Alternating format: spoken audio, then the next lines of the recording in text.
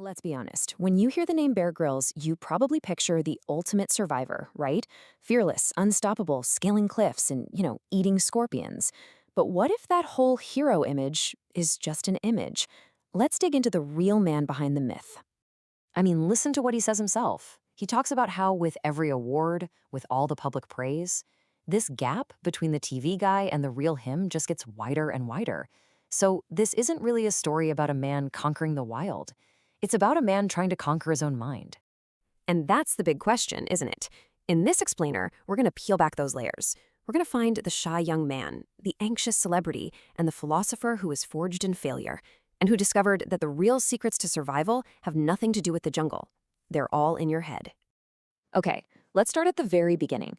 We all look at this guy and think he was just born with this unbreakable confidence. But nope. The reality was actually the complete opposite. I mean, just look at this contrast. It's pretty wild. As a kid, Grills says he wasn't the sporty one, or the academic one, or the cool one. He just felt lost. He even admits he was, quote, never short of demons.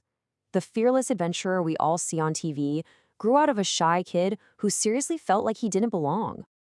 And this really gets to the core of how he sees confidence. It's not about puffing your chest out or being the loudest person in the room. For him, true confidence is quiet. It's being honest enough to say, wow, this is a struggle, but then turning around and saying, let's go anyway.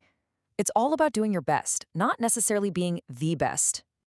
And that quiet confidence? It didn't come from a long list of wins. Oh no. It was literally hammered into shape by devastating failure. Yeah, there were two moments that completely changed everything for him. First, a parachuting accident in the military broke his back in 3 places. The one thing he could always rely on, his physical strength, was just gone. Then, after this incredible recovery to climb Everest, what should have been his greatest triumph was overshadowed by tragedy when 4 fellow climbers died. He learned the hardest lesson there is. Sometimes pure willpower isn't enough. And that's the whole point, isn't it? Everest didn't make him feel invincible. It did the opposite. It made him feel incredibly humbled and just lucky to be alive.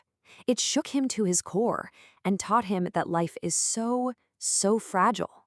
Okay, so if just trying harder and collecting trophies isn't the answer, then what is?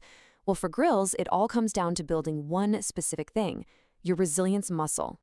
This idea is at the very heart of everything he believes. Resilience isn't some magic talent you're either born with or you're not. He sees it as a muscle, something any of us can build. And how do you build it? By walking straight into failure over and over again and making the choice to get back up. And he makes it super practical, which is the best part. You build this muscle with little daily challenges, those small moments of discomfort, like his habit of jumping into ice-cold water. You start to see failure not as the end, but as a workout, like a gym for your spirit. And my favorite part, he developed this mental trigger. When everyone else starts to complain or quit, that's his signal to dig in and give even more.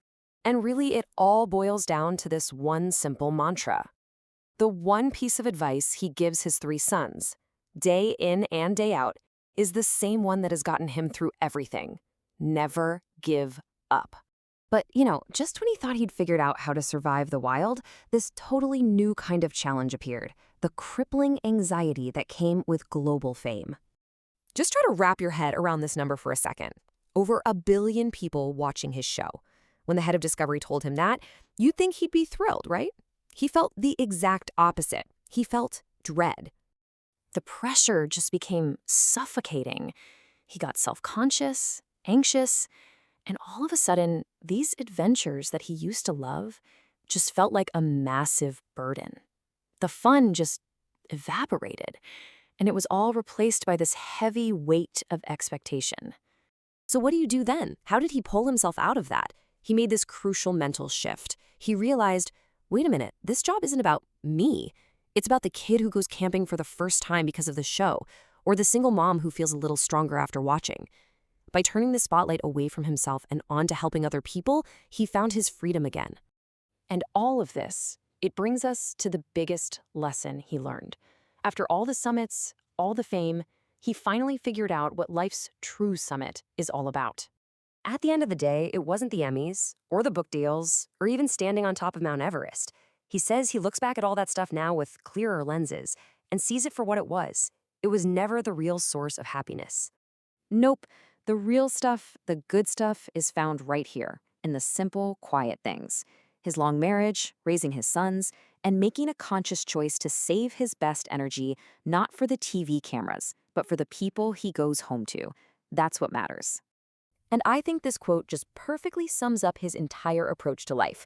It's not about playing it safe, it's about getting in there, embracing the bumps and the bruises, and finishing the race completely and utterly spent. What a ride indeed.